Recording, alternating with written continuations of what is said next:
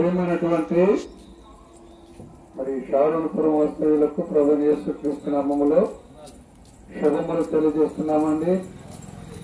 ప్రియ గ్రామస్తులారా, ఉదయకాల సమయంలో దేవుని రక్షణ సువర్తమానము చేతబెట్టుకుని మేము మధ్యకు వచ్చినాము. కొద్దిసేపు ఈ మాటలు మీరు ఆలోచించవలసిందిగా దేవుని పేరిట మనం చేస్తూ ఉన్నాం. ప్రియ గ్రామస్తులారా, చూస్తున్నాడు ఆయన యుద్ధకు రమ్ము అని మేము పాట పాడుకుంటూ వచ్చినాం. ఎవరు యేసు, ఎవరిని పిలుస్తూ ఉన్నాడు, ఎందుకు పిలుస్తా ఉన్నాడు, వచ్చిన వారికి కలిగే మేలేమిటి అని కొన్ని మాటలు మీకు తెలియపరుస్తాము. ఆలకించండి. శ్రీ గ్రామస్తులారా, యేసు అనగా రక్షకుడు, యేసు అనగా రక్షకుడు, రక్షించేవాడు. ఎవరికి రక్షకుడు అయినా ఎట్లా రక్షిస్తాడు అని అంటే దేవుని వాక్యంలో ఈ మాట రాయబడి ఉన్నది, పాపులను రక్షించుటకు క్రీస్తు యేసు ఈ లోకములకు వచ్చును అని. ఎవరండి పాపులు అని అంటే దేవుని వాక్యంలో రాయబడి ఉన్నది, ఈ లోకంలో నీతిమంతుడు లేడు, ఒక్కడు లేడు, అందరూ అంతటా పాపం చేసి దేవుడు అనుగ్రహించి మహిమను మానవులు పొందలేకపోతున్నారు అని. అంటే ఈ లోకంలో పాపము చేయకుండా మేలు చేసి నీతిమంతుడు భూమి మీద ఒక్కడైనా లేడు, ఉన్నవారంతా పాపులే. గమనించండి. మరి ఈ పాపానికి శిక్ష ఉంది. ఏలనగా పాపము వల్ల వచ్చే జీతము మరణము అనగా నరకము అని వాక్యం సెలవిస్తూ ఉన్నది. మనమందరము పాపులము, పాపానికి శిక్ష నరకము. ఈ పాపము నుండి విడిపించేవాడు, రక్షించేవాడు ప్రభువైన యేసుక్రీస్తు. మరి పాపం అనగానేమి గమనించండి దేవుని బిడ్డలారా.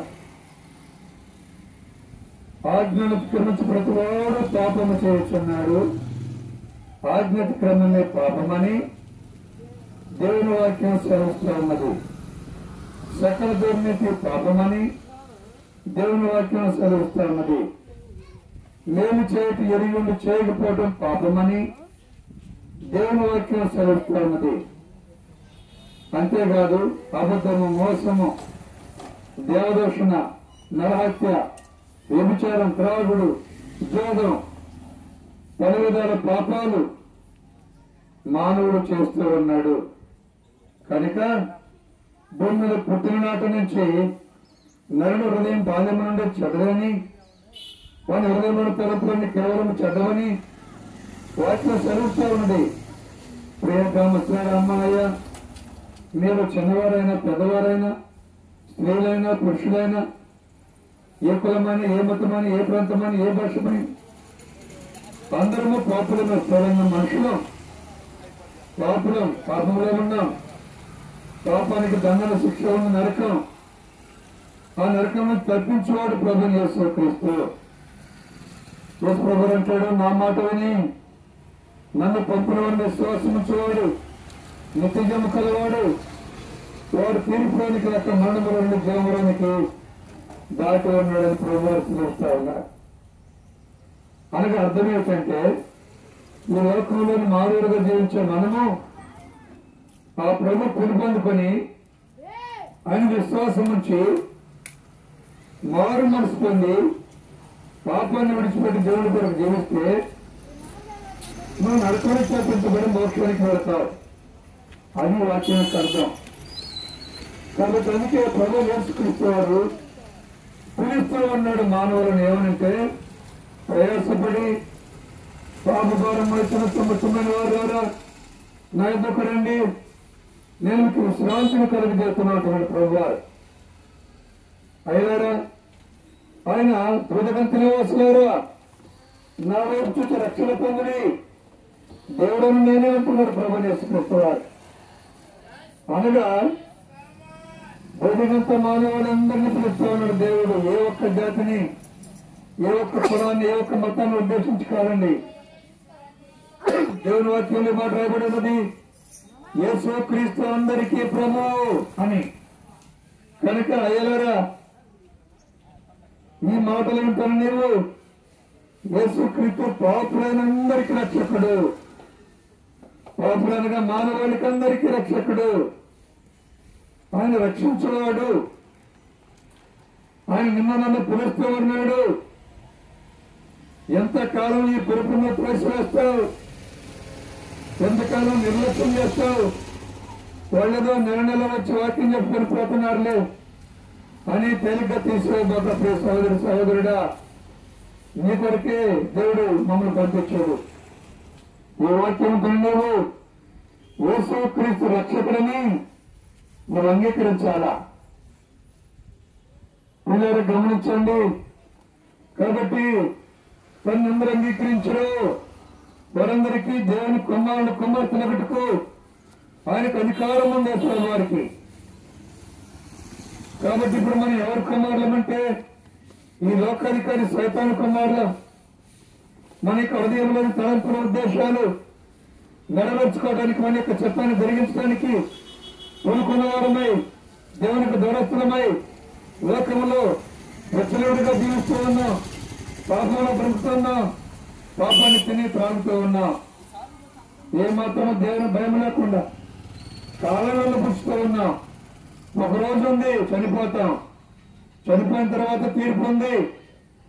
ఆ రోజు భూమిలో జరిగించిన క్రియలను బట్టి అవి మంచివైన చెడ్డవైనను ఆ నీతిగా న్యాయాధిపతి తీర్పు తీరుస్తాడు. అప్పుడు తప్పించుకోలేవు ప్రియుడ. ఇప్పుడైనా జరిగిపోతా ఉంది, నెట్టిపోతా ఉందిలే, దేవుడితో పని ఉందనుకోబోక ఒక రోజు ఖచ్చితంగా అక్కడికి వెళ్ళాలా, దేవుని దగ్గరికి.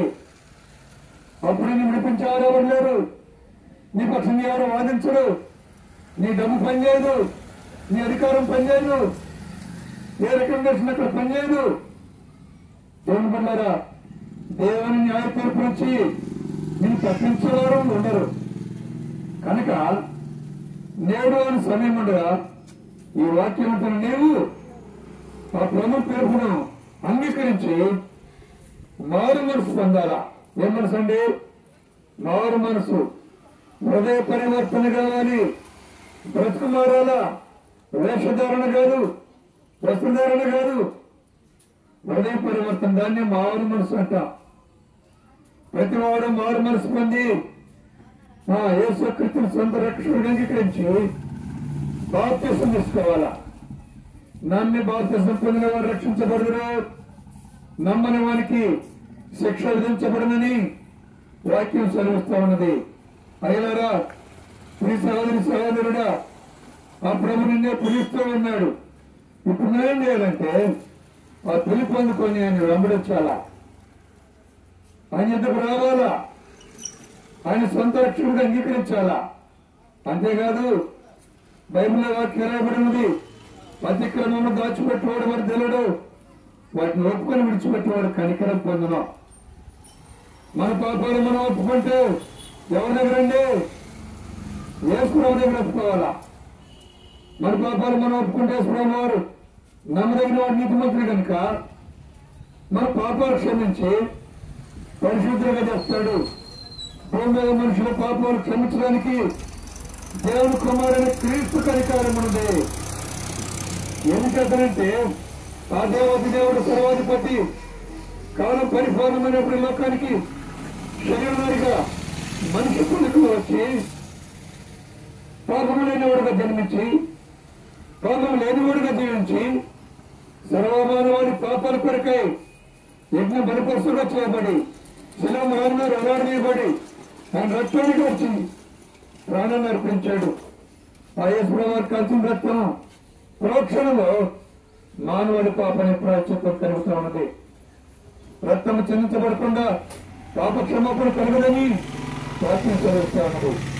కనుక నీ కొరకు నా కొరకు ప్రాణం పెట్టి ఆ సమాధానం చేయించి మరణాన్ని చేయించి అపవాదం చేయించి తిరిగి లేచిన ప్రభుని యేసు క్రీస్తు వారు నేను పాపాలు క్షమించడం సరిపోయినవాడు, ఇట్టి ప్రధాన యాజకుడు సరిపోయినవాడని వాక్యం చదువుతూ ఉన్నది.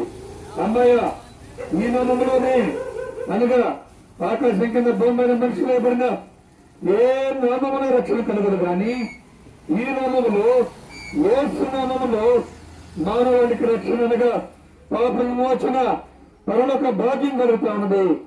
అమ్మాయ ప్రియ సహోదరుడా, ఈ కాలం నీ కొరికే వర్తమానం. ఈ మాటలు అంటాను లేవు. నేనంత గౌరవప్రాప్తులైన ప్రేమగల దేవుడు నేను క్షమించడానికి సిద్ధ మనసు కలిగి ఉన్నాడు. నీ దగ్గర ఏమి తీసుకోడైనా యేసుక్రీస్తు ప్రభువని నీ నోటితో ఒప్పుకొని దేవుడైన మృతి నుంచి లేపాడని హృదయంలో విశ్వాసం ఉంచితే ఈ గొప్ప రక్షణ వస్తుందా పొందుకుంటారు. నెట్టుకొని ఎవరు నీ ఇంటి వారు ప్రభు యేసుక్రీస్తు వారిని సొంత రక్షణ అంగీకరించండి. ఈ గొప్ప రక్షణ భాగ్యాన్ని మీరు పొందుకుంటారు. ఇంకా ప్రభుని గురించి మీరు ఇంకొక తెలుసుకునబడితే మా ప్రియులారా, మనకు సమీపంలోనే మన తుమ్ముపూడి గ్రామంలోనే మెయిన్ రోడ్ దగ్గరలోనే ఆర్సిఎం స్కూల్ దగ్గర బేతనయ్య ప్రార్థనా మందిరం ఉన్నది. అక్కడ ప్రతి ఆదివారము ఉదయకాలము 7 గంటల నుండి 9:30 వరకు, 10:30 నుండి 1:30 వరకు దైవారాధన కార్యక్రమాలు జరిగించబడుతూ ఉన్నాయి. వారంలో ఆ కూడికలు జరిగించబడుతూ ఉంటున్నాయి. దైవ సేవకులు కుటుంబంగా అక్కడ ఉంటున్నారు. మీ అందరినీ ప్రేమతో ప్రభు అయిన యేసుక్రీస్తు నామములో ఆహ్వానిస్తూ ఉంటున్నాం.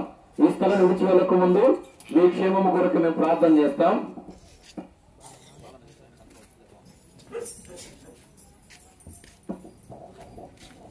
పరిశుద్ధుడైన మా తండ్రి, ఈ ప్రాంతంలో ఉన్న ప్రజలకు మీ రక్షణ సువార్తను మేము ప్రకటిస్తూ వచ్చాము. ఈ ప్రాంత ప్రజలందరూ మీ నామములో విశ్వాసం ఉంచి రక్షణ పొంది నీతిమంతులుగా తీర్చబడి పాపాలను తప్పించుకుని పరలోకానికి వారసులుగా చేపట్టకు సహాయం చేయండి. ఎవరైతే ప్రాంతంలో అనారోగ్యంతో బాధపడుతున్నారో వారిని స్వస్థపరచండి. ఎవరైతే సమస్యలు ఇబ్బందుల్లో ఉన్నారో వారికి మీరు సహాయం చేయండి. ఈ ప్రాంతంలో ప్రతి కుటుంబంలో ప్రతి వ్యక్తి యొక్క జీవితంలో నిజమైన శాంతిని సంతోషాన్ని కలగ చేయండి. దైవత్తుని పరలోకపు ఆశీర్వాదాన్ని మీరు ప్రతి ఒక్కరికి అనుగ్రహించండి. ఈ ప్రాంతం నుంచి ఇంకా అనేకులు బేతనీయకు నడిపించబట్టకు సహాయం చేయండి. ఈ ప్రాంతంలోని ప్రతి కుటుంబంలో అయా తండ్రి శత్రుకరలన్నింటినీ మీరు లయపరచండి. మీ ముందుకెళ్తున్న మీ సన్నిధిని తోడుగా ఉంచమని యేసుక్రీస్తు ప్రభు నామమున ప్రార్థించి స్తుతించి వేడుకొనుచున్నాం తండ్రి. ఆమేన్.